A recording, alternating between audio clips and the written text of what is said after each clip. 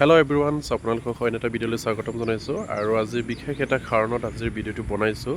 বিশেষকৈ আমাৰ গাঁৱৰ অবয়াপুৰ নাহৰণি গাঁৱৰ এজন আপোনাৰ ৪৫ বছৰীয়া এজন মানুহ খালি ৰাতিপুৱাৰ পৰাই ঘৰৰ পৰা ওলাই গ'ল বুলি কৈছে, কিন্তু আজি পৰ্যন্ত আমাৰ যিজন মানুহ ওলাই গ'ল তেখেতে ঘৰলৈ উভতি অহা নাই। আৰু হয়তো আমাৰ ঘৰৰ মানুহে কোৱা মতে আমাৰ সেই মানুহজন কেইবাদিনৰ পৰাও হয়তো তেখেতৰ কিবা এটা কাৰণত হয়তো আপোনাৰ মনখিনি বেয়া হৈ আছিলে বুলি ঘৰৰ মানুহে কৈছে আৰু অলৰেডি জনাইছে।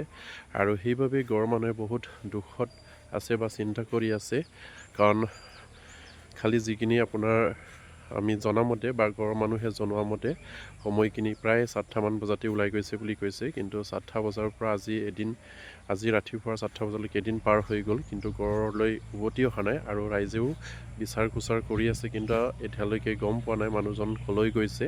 আৰু সেইবাবে যদি কোনোবা সদাশয় ব্যক্তিয়ে আমাৰ সেই স্কিমত দিয়া মানুহজনক যদি ক'ৰবাত আপোনালোকে দেখি পায়, তেনেহ'লে সেই কণ্টেক্ট নম্বৰ, তলত দিয়া কণ্টেক্ট নম্বৰত আপোনালোকে যোগাযোগ কৰি আমাৰ সেই ঘৰৰ মানুহক আপোনালোকে সেই মানুহজনক ক'ৰবাত দেখিছে নেকি আপোনালোকে খবৰ দিব পাৰিব। আৰু সেয়ে আজি এই খুব দুখেৰে আজিৰ সেই ভিডিঅ'টো আপোনালোকৰ লগত শ্বেয়াৰ কৰিলোঁ। আৰু সেই মানুহজনৰ নাম হৈছে ৰূপেশ্বৰ লাগাছু, আৰু তেওঁৰ গাঁও হৈছে অবয়াপুৰ নাহৰণি, প্ৰিয় যোগীচুটি, আপোনাৰ ব্লক দখুৱাখানা, জিলা লখিমপুৰ। আৰু যিখিনি আপোনালোকে হয়তো স্কিমত দেখিছেই আমাৰ কণ্টেক্ট নম্বৰখিনি।